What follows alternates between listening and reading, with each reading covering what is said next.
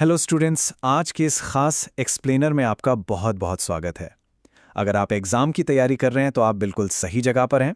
आज हम सीधा साइंस के चैप्टर 1 में डाइव करेंगे और इन सारे कोर कॉन्सेप्ट्स को एक ऐसी पावरफुल स्टडी गाइड में बदल देंगे जिससे आपकी तैयारी एकदम पक्की हो जाएगी। तो चलिए शुरू करते हैं। आगे बढ़ने से पहले एक बार आज के एजेंडे पर नज़र डाल लेते हैं। हमने इस पूरे चैप्टर को 6 सबसे इंपॉर्टेंट और टेस्टेबल हिस्सों में बांटा है। अभिक्रिया की पहचान, समीकरण संतुलित करना, संयोजन और वियोजन, द्विविस्थापन, उपचयन अपचयन और लास्ट में एग्जाम प्रैक्टिस। बस ये 6 टॉपिक्स और चैप्टर कंप्लीट। तो हमारा पहला सेक्शन है रासायनिक अभिक्रिया की पहचान। चलिए सबसे पहले उन बेसिक संकेतों को समझते हैं जो हमें बताते हैं कि भाई यहां सच में कोई केमिकल रिएक्शन हुआ है। देखिए, ये जो चेकलिस्ट है ना, ये एग्जाम में आपको तुरंत नंबर दिला सकती है। अगर किसी भी पदार्थ की स्टेट यानी अवस्था बदल रही है, उसका रंग बदल रहा है, उसमें से कोई गैस निकल रही है या फिर उसका तापमान चेंज हो रहा है, तो आप आंख बंद करके कह सकते हैं कि वहां रासायनिक अभिक्रिया हुई है। अब जरा इसे एक उदाहरण से समझते हैं। हवा में मैग्नीशियम रिबन का जलना इसका एक एकदम परफेक्ट एग्जाम्पल है। जैसे ही आप इसे जलाते हैं, एक बेहद चमकदार सफ़ेद लौ निकलती है ना? और पीछे क्या बचता है? एक सफ़ेद पाउडर जिसे हम मैग्नीशियम ऑक्साइड कहते हैं। ये साफ तौर पर दिखाता है कि अवस्था और रासायनिक संगठना दोनों में बदलाव आ गया है। आगे बढ़ते हैं सेक्शन 2 की तरफ, समीकरण संतुलित करना यानी बैलेंसिंग इक्वेशंस। अब हम केमिस्ट्री की असली भाषा सीखेंगे। पर यहाँ एक बहुत ही दिलचस्प सवाल उठता है, आखिर हमें इन केमिकल इक्वेशंस को बैलेंस करने की जरूरत ही क्या है? याद है 9th क्लास में हमने द्रव्यमान के संरक्षण का नियम पढ़ा था? जी हां, कंजर्वेशन ऑफ मास।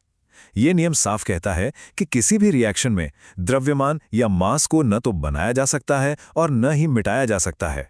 इसलिए तीर के दोनों तरफ पलड़ा एकदम बराबर होना चाहिए। अब ये जो हिट एंड ट्रायल मेथड है, ये कभी कभी एग्जाम में काफ़ी उलझा देता है, पर अगर आप इन स्टेप्स को लाइन से फॉलो करेंगे तो कोई प्रॉब्लम नहीं होगी। सबसे कमाल की ट्रिक यहाँ ये है कि टाइम बचाने के लिए हमेशा सबसे पहले उस यौगिक या कंपाउंड को बैलेंस करें जिसमें एटम्स की संख्या सबसे ज़्यादा हो। और हाँ, एग्जाम में एटम्स की गिनती को ट्रैक करने के लिए ऐसी टेबल बनाना एक बहुत ही शानदार टेक्निक है। बैलेंस करने के लिए कोई भी नंबर लगाने से पहले लेफ्ट और राइट साइड के आयरन, हाइड्रोजन और ऑक्सीजन के एटम्स को इस तरह लिख लेने से ना गलती की गुंजाइश बिल्कुल खत्म हो जाती है। चलिए अब आते हैं सेक्शन 3 पर, संयोजन और वियोजन अभिक्रियाएं। यहां से हम प्रमुख रिएक्शंस को कैटेगराइज करना शुरू करेंगे और शुरुआत करेंगे उन 2 रिएक्शन से जो एक दूसरे के बिल्कुल दुश्मन हैं, बिल्कुल ऑपोजिट हैं।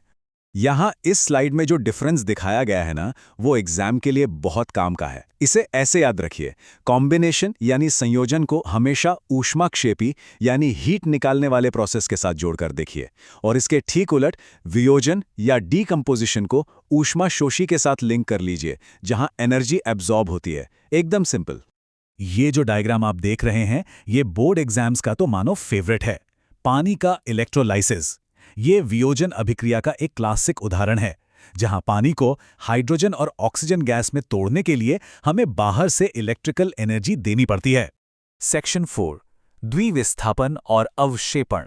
अब हम उन रिएक्शंस की बात करेंगे जहां आयंस की अदला बदली होती है। देखिए, एग्जामिनर को हमेशा एकदम सटीक डेफिनेशंस पसंद आती हैं। जब भी अवक्षेपण या प्रेसिपिटेशन रिएक्शन की बात आए, तो आपको ये जरूर बताना है कि इसमें एक अघुलनशील ठोस पदार्थ यानी अवक्षेप बनता है, जो बाकी के सॉल्यूशन से बिल्कुल अलग हो जाता है। इसे विजुअलाइज करना काफी मजेदार है।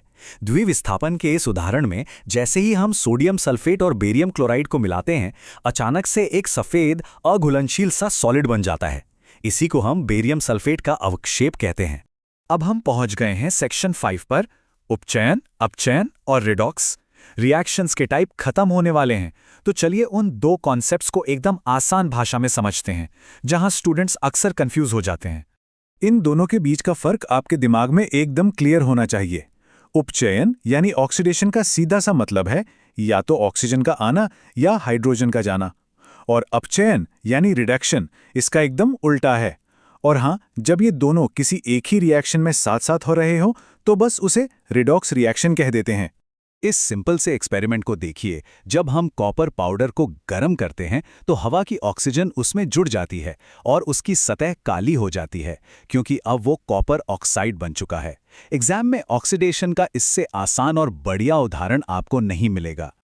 और फाइनली सेक्शन 6 एग्जाम प्रैक्टिस और एमसीक्यूज।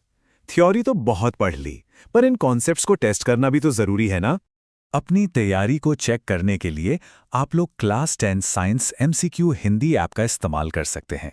इसके चैप्टर वाइज ऑब्जेक्टिव सवाल और पॉइंट वाइज नोट्स आपके क्विक रिवीजन के लिए बहुत ही हैंडी साबित होंगे। तो दोस्तों, इस एक्सप्लेनर को खत्म करने से पहले मैं आपको एक गहरे सवाल के साथ छोड़ना चाहता हूं।